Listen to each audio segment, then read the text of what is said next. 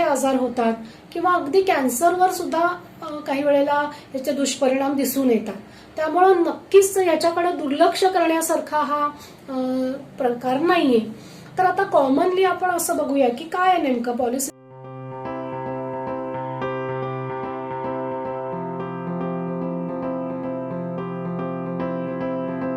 नमस्कार, मी डॉक्टर शर्वरी मिरगुंडे. मी स्त्रीरोग तज्ज्ञ आहे आणि कोल्हापुरात गेली 18-19 वर्ष मी प्रॅक्टिस करत आहे. आज थोडंसं मला PCOS म्हणजे पॉलिसिस्टिक ओव्हॅरियन सिंड्रोम याविषयी थोडंसं माहिती द्यायची आहे. तर आता ॲज ए गायनेकॉलॉजिस्ट आम्ही अनेक वर्षांपासनं PCOS हा प्रकार बघत असतो स्त्रियांमध्ये. पण आता ह्या काही वर्षांमध्ये असं लक्षात आलंय की केवळ म्हणजे मोठ्या बायकांमध्येच नाही तर तरुण वयातल्या मुलींमध्ये सुद्धा आम्हाला आता हा प्रकार आढळून येतो. आणि बरेचदा याची माहिती नसते की हा PCOS नावाचा जो आजार म्हणू शकतो किंवा सिंड्रोम म्हणू शकतो हा बरेच आधीपासनं तुमच्या शरीरामध्ये असू शकतो.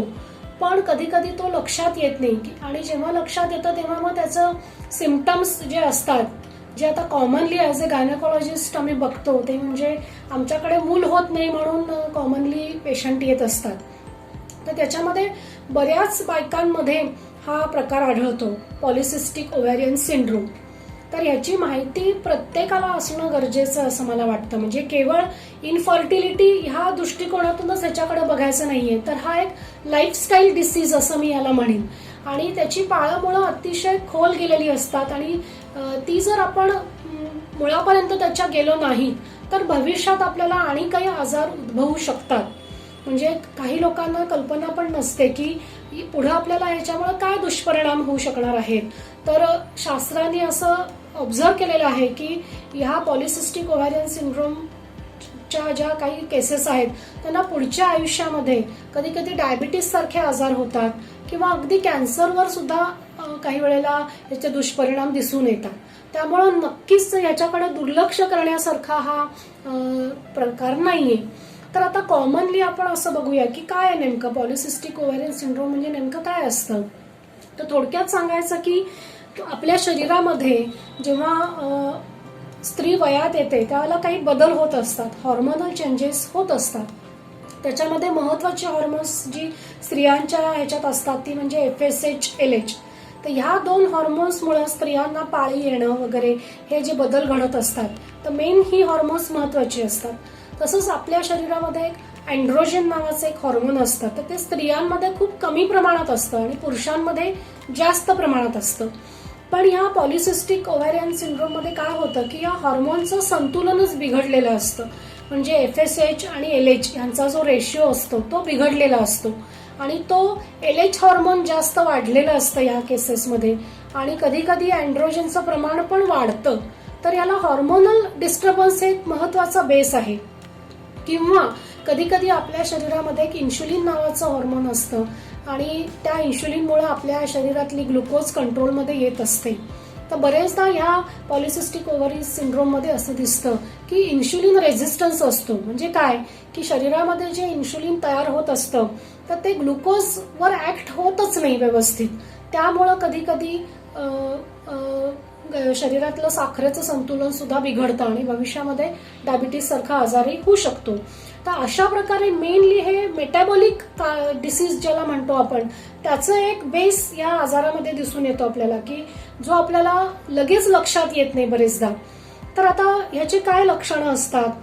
सुरुवातीला जेव्हा आता चेहऱ्यावर लव जास्त वाढणे किंवा हातापायांवर पोटांवर केस किंवा नको त्या ठिकाणी जास्त प्रमाणात केसांची वाढ होणे किंवा कधी कधी केस गळणे ही सुद्धा त्याच्यामध्ये एक तक्रार दिसून येते ज्याला आपण ॲलोपेशिया असं म्हणतो.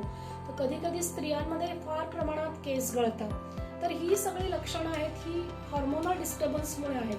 चेहऱ्यावरती अति प्रमाणात पिंपल्स येणे हे सुद्धा हे हॉर्मोनल डिस्टर्बन्समुळेच होत असतं.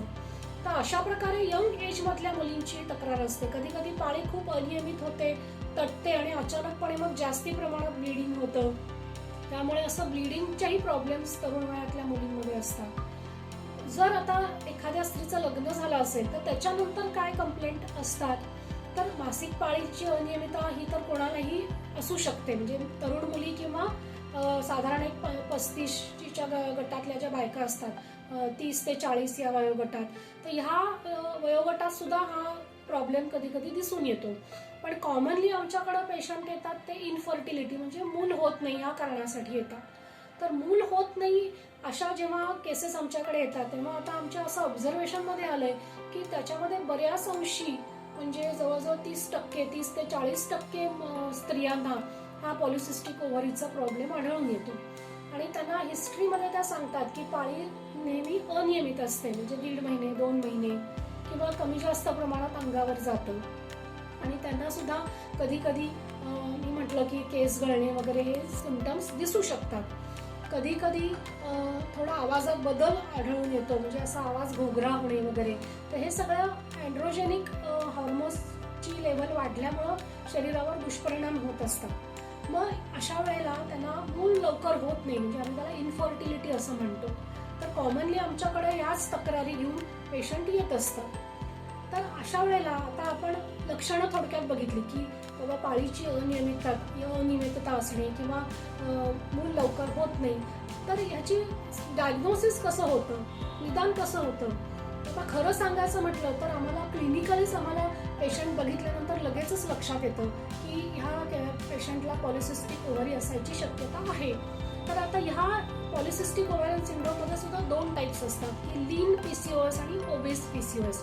म्हणजे कधी कधी तुम्हाला वरनं असं वाटणार नाही की हिला काहीतरी प्रॉब्लेम आतमध्ये असेल, म्हणजे पेशंटची तब्येत अगदी नॉर्मल असते, पेशंट जाड नसतो अशा ह्याच्यामध्ये. आणि दुसऱ्या टाईपमध्ये ओबेसिटी असते, म्हणजे पेशंटचं वजन खूप वाढलेलं असतं. तर त्याला आम्ही 2 टाईप्स म्हणतो की लीन आणि ओबेस. किंवा दुसरा आणि एक त्याचा प्रकार असतो की ओव्ह्युलेटरी आणि नॉन ओव्ह्युलेटरी. म्हणजे काही पेशंटच्या बाबतीत त्यांना पॉलिसिस्टिक ओव्हरी असते, परंतु त्यांचं अंडाशयातलं जे अंड तयार व्हायची प्रक्रिया असते ती रेग्युलरली होत राहते, त्यामुळे त्यांना पाळीची अनियमितता नसते बहुतांशी. पण कॉमनली असं आढळतं की अनओव्ह्युलेटरी पीसीओ हा जरा कॉमनली आढळणारा प्रकार आहे की ज्याच्यामध्ये त्यांचं जे अंडाशयातनं बीज निर्मितीची प्रक्रिया असते ती वेळच्या वेळी होत नाही, आणि त्यामुळे अंड वेळच्या वेळी न फुटल्यामुळे त्यांची पाळी सुद्धा अनियमित राहते. तर असे 2 टाईप्स असतात, ओव्ह्युलेटरी आणि अनओव्ह्युलेटरी. आणि कॉमनली दुसरं आणि एक लक्षण दिसतं ते कधी कधी अशा पेशंटमध्ये थोडंसं ब्लड प्रेशर हायर साईडला राहतं. जे ओबीस पेशंट असतात त्यांच्यामध्ये ही लक्षणं दिसतात. आता याचं निदान कसं करायचं तर मी सांगितलं की क्लिनिकली आम्हाला कळतंच, म्हणजे जर ओबेसिटी असेल, शरीरावर अनावश्यक केसांची वाढ असेल, पिंपल्स, ही जी कॉमनली आढळणारी लक्षणं आहेत त्याच्यावरनं आम्हाला क्लिनिकली आम्ही डायग्नोज करतो. सोनोग्राफी केल्यानंतर असं कळतं की त्यांच्या अंडाशयाचं जे वजनमान आहे ते खूप जास्त असतं, म्हणजे ज्याला आम्ही बल्की ओव्हरी म्हणतो. आणि त्याच्यामध्ये अनेक अशी जी बीजं असतात, म्हणजे आपल्या अंडाशयामध्ये स्त्रियांच्या अनेक बीजं असतात, पण ते ओव्ह्युलेशन न नीट झाल्यामुळं ती बीज प्रक्रिया बिघडलेली असते आणि ती न फुटलेली बीजं तिथं साठून राहतात आणि त्याच्या असे पाण्याच्या फुग्यांसारखे फुगे तयार होतात. त्याला आम्ही म्हणून पॉलिसिस्टिक ओव्हरी असं म्हणतो. तर असं अनेक साठलेली बीजं आम्हाला सोनोग्राफीमध्ये दिसतात आणि ती अशी माळेसारखी अशी लाईनमध्ये असतात, म्हणून त्याला आपण पॉलिसिस्टिक ओव्हरी असं म्हणतो. तर हे सोनोग्राफी मार्फत आम्हाला लक्षात येतं की या पेशंटला हा पॉलिसिस्टिक ओव्हरीचा आजार आहे. तर अशा प्रकारे निदान झाल्यानंतर आता पुढे ट्रीटमेंट काय करायची, तर आता ह्याच्यामध्ये महत्त्वाचे काही भाग आहेत. एक म्हणजे लाईफस्टाईल चेंजेस. आता तुम्ही बघाल की सध्याचं जे युग आहे हे सगळं फास्ट फूड युग आहे, म्हणजे आजकालच्या मुलांना भाजी भाकरी पोळी भात खाणं हे म्हणजे ऑड वाटतं, पण त्यांना लगेच एका क्लिकवर लगेच पिझ्झा, मंचुरियन, बर्गर हे मिळत असतं.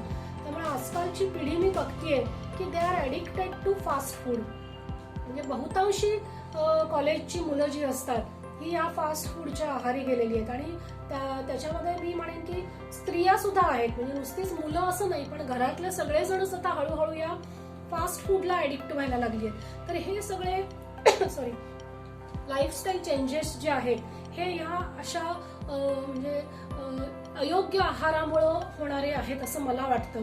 कारण फास्ट फूडमुळे काय होतं की त्याच्यातनं तुम्हाला पोषण मूल्यही कमी मिळत असतात आणि एम्प्टी कॅलरीज म्हणजे ज्याचा तुम्हाला काही शरीराला बेनिफिट मिळत नाही, आणि अशा प्रकारे एम्प्टी कॅलरीज कन्झ्युम केल्यामुळे तुमचं वजन अननेसेसरी वाढतं आणि तुमचं वजन वाढल्यामुळे हार्मोनल डिस्टर्बन्स होतो. कारण आपल्या शरीरात जेवढी चरबी जास्त तेवढा इस्ट्रोजेन प्रोजेस्ट्रॉन या हार्मोनचं संतुलन बिघडतं आणि मग अशा प्रकारे आपल्याला पॉलिसिस्टिक ओव्हरी वगैरे असे काही प्रॉब्लेम्सना फेस करावं लागू शकतं. तर हे जे फास्ट फूड ॲडिक्शन आहे हे चुकीचं आहे. आणि आम्ही अगदी म्हणजे पेशंटला पर्टिक्युलरली हिस्ट्री विचारली की आई वडील सांगतातच की आमची मुलगी बाहेरचं फार खाते, म्हणजे पिझ्झा बर्गर नूडल्स, आणि याच्यातनं या चायनीज पदार्थांमधनं काही घातक गोष्टी पण आपल्या शरीरात म्हणजे अजिनोमोटो वगैरे असे जे काही घातक घटक आहेत ते पण जातात की जेणेकरून भविष्यात त्याचा कॅन्सर सुद्धा होऊ शकतो. तर हे इतकं घातक आहे हे तरुण पिढीने लक्षात घेतलं पाहिजे. आजकाल ही फॅशन झाली आहे, स्टाईल झाली आहे, लाईफस्टाईल झाली आहे, पण ही चुकीची आहे. हे मला प्रामुख्यानं सगळ्या तरुणांना सांगणं गरजेचं वाटतं की लाईफस्टाईल चेंज हे पहिली ट्रीटमेंट आहे. म्हणजे नॉर्मली काय असतं की डॉक्टरकडे जेव्हा पेशंट येतात तेव्हा त्यांची अपेक्षा काय असते की त्यांनी आम्हाला असं औषध द्यावं की आमचे सगळे आजार पळून जातील, आम्हाला बाकी काही करायला लागायला नको. तर मी पहिल्यांदा पेशंटला सांगते की पॉलिसिस्टिक ओव्हरी जर तुम्हाला इम्प्रूव्ह करायचं असेल, तुम्हाला जर यातनं सुटका करून घ्यायची असेल, तर पहिलं तुम्ही तुमच्या लाईफस्टाईलमध्ये चेंज करा. औषधांचा रोल हा नंतर आहे. पहिला रोल आहे तो लाईफस्टाईल, त्याच्यामध्ये डाएट आणि एक्सरसाइज. आजकालची मुलं डाएट करत नाहीत, एक्सरसाइज करत नाहीत. एक्सरसाइज करायला तर कोणालाच वेळ नसतो. म्हणजे सकाळी जे उठून धावपळ असते, कॉलेज शाळा सगळं इतकं बिझी शेड्यूल असतं की एक्सरसाइजला कुठेही आपल्या दिवसभराच्या शेड्यूलमध्ये स्कोप नसतो. अगदी मी सांगते की तुम्ही दिवसातले अर्धा तास तरी स्वतःसाठी राखून ठेवा की जेणेकरून तुम्हाला ज्या प्रकारे एक्सरसाइज करता येईल त्या प्रकारे तुम्ही करा. आणि नॉट नेसेसरी की तुम्ही महागड्या जिममध्येच जायला पाहिजे तरच तुमचं वजन कमी होईल. तर प्रत्येकानेच हे करणं गरजेचं आहे. म्हणजे not only polycystic ovarian syndrome असलेल्यांनी, पण एव्हरीबडी शुड एक्सरसाइज डेली. मग त्याच्यामध्ये तुम्ही काहीही करू शकता की जे तुम्हाला करणं शक्य आहे, की तुम्ही काहीच न करण्यापेक्षा जे तुम्हाला प्रॅक्टिकली शक्य आहे ते तुम्ही करा. आणि त्याच्यामध्ये मी सांगते की तुम्ही ॲटलिस्ट वॉकिंग करा. वॉकिंग करताना 45 मिनिट्स तरी मिनिमम वॉकिंग झालं पाहिजे, किंवा दिवसाला 4 किलोमीटर, आणि ते सुद्धा तुमचं कंटिन्युअस वॉकिंग. म्हणजे मध्ये मध्ये थांबत गप्पा मारत असं नकोय. कारण फिरायला जाताना अनेक जण भेटतात, मग आपण थांबतो 5-10 मिनिटं गप्पा मारतो, तर याला काही अर्थ नाहीये. तुम्ही कंटिन्युअस मीडियम तुमचा स्पीड असला पाहिजे, अगदी स्लो पण नाही. आणि ज्यांना रनिंग करणं शक्य आहे त्यांनी रनिंग करा, पण ॲटलिस्ट तुम्ही फास्ट वॉक करा 45 मिनिट्स. शक्य असेल तर तुम्ही योगासनं करा, प्राणायाम करा, रनिंग सायकलिंग हे मुलींनी करणं गरजेचं आहे, दोरीवरच्या उड्या मारणं. तर अशा प्रकारे तुमच्या बिझी शेड्यूलमधनं वेळ काढून तुम्ही हे सगळं करणं गरजेचं आहे. त्याच्यानंतर डाएटमध्ये तर मी सांगितलंच की फास्ट फूड तुम्ही अवॉइड करा. अगदी तरुण पिढीला असं नाही की बाबा तुम्ही अजिबातच खाऊ नका असं पण नाही, पण तुम्ही कंट्रोल ठेवा. आठवड्यातनं 15 दिवसातनं एकदा खाणं हे योग्य आहे. हे जरा लाईफस्टाईल चेंजेस म्हणजे डाएट आणि एक्सरसाइज, आणि त्याच्यानंतर ट्रीटमेंट असते ती मेडिसिन्स. हे जर तुम्ही केलं तर तुम्हाला शक्यतो मेडिसिन्सची फारशी गरजच लागणार नाही, कारण ह्याच्यावरच तुमचं वजन कंट्रोलमध्ये येईल, तुमच्या शरीरातले बिघडलेले हार्मोन्सचं संतुलन व्यवस्थित होईल आणि तुम्हालाच फरक दिसेल की आपल्याला औषधांची कधी कधी गरज पण लागणार नाही. पण तरी सुद्धा ज्यांना गरज आहे अशा पेशंटना आम्ही काही ट्रीटमेंट चालू करतो. तर त्याच्यामध्ये ज्या यंग मुली असतात तरुण वयातल्या की ज्यांची पाळी खूपच अनियमित आहे, त्यांना आम्ही काही हॉर्मोन्स पिल्स चालू करतो. साधारणपणे 6 ते 9 महिने असं या गोळ्यांचं शेड्यूल असतं की त्याच्यामुळे तुमचं शरीरातलं बिघडलेलं हॉर्मोनचं संतुलन व्यवस्थित होतं आणि तुमची, आपण ज्याला आमच्या भाषेमध्ये आम्ही HPO ॲक्सिस म्हणतो, म्हणजे हायपोथॅलॅमस पिट्युटरी ओव्हॅरियन ॲक्सिस, म्हणजे आपल्या शरीरात जे अंडाशय असतं त्याच्या सुप्रीम कंट्रोल हा आपल्या मेंदूत असतो. सगळी हॉर्मोन्स जी आपल्या शरीरात होतात ती मेंदूच्या कमांडवर होत असतात. मेंदूत काही ग्रंथी असतात, त्याच्यामुळे आपल्या शरीरात काही हॉर्मोन्स सिक्रेट होतात आणि मग ती आपल्या अंडाशयावर ऍक्ट करतात. तर हा सगळा जो बिघडलेला HPO ॲक्सिस आहे हा संतुलित होण्यासाठी काही हॉर्मोनल पिल्स असतात, त्या आम्ही 6 ते 9 महिने घ्यायला सांगतो. आणि या पिल्स चालू असताना आम्ही पेशंटला फॉलोअपला बोलवतो की बाबा काही हॉर्मोनल पिल्समुळे काही मुलींना कधी कधी सुरुवातीला उलट्या होणे किंवा थोडं पचनाच्या काही तक्रारी असे किरकोळ प्रॉब्लेम्स येऊ शकतात. तर त्याच्यासाठी आम्ही फॉलोअपला बोलवतो. जर त्यांना काही तक्रार वाटली म्हणजे डोकं दुखणे, पाय दुखणे असं काही असेल तर आम्ही सिम्पटम्स काही वाटले तर सांगा, त्यानुसार आपल्याला ट्रीटमेंट चेंज करायला लागू शकते. तर अशा प्रकारे यंग मुलींना आम्ही हॉर्मोनल ट्रीटमेंट म्हणजे ओसी पिल्स ज्याला आपण म्हणतो, तर बरेचदा पेशंटचा असं गैरसमज असतो की ओसी पिल्स म्हणजे गर्भनिरोधक गोळ्या असतात आणि पेशंट घेत नाहीत ती औषधं. कोणीतरी त्यांना सांगतं की ही गोळ्या ह्या गर्भनिरोधक आहेत आणि डॉक्टरांनी तुमच्या मुलीला या कशासाठी दिल्या आहेत. म्हणजे गैरसमजुतीमुळं बरेचदा पेशंट ही उपचार करत नाहीत असं आमच्या आढळण्यात आलंय. त्यामुळे आम्ही पेशंटला सांगतो की या ओसी पिल्स हा काय आपण गर्भनिरोधक म्हणून वापरत नाहीये, तर त्याचे अनेक काही दुसरे फायदे असतात. आणि आता बरेच ॲडव्हान्स ओसी पिल्स असतात की ज्याच्यामुळे काही साईड इफेक्ट्स होत नाहीत शरीरावर. म्हणजे उदाहरणार्थ इस्ट्रोजनमुळे काही साईड इफेक्ट्स होणारे असतात की बीपी वाढणे, डोकं दुखणे, रक्तामध्ये गाठी होणे.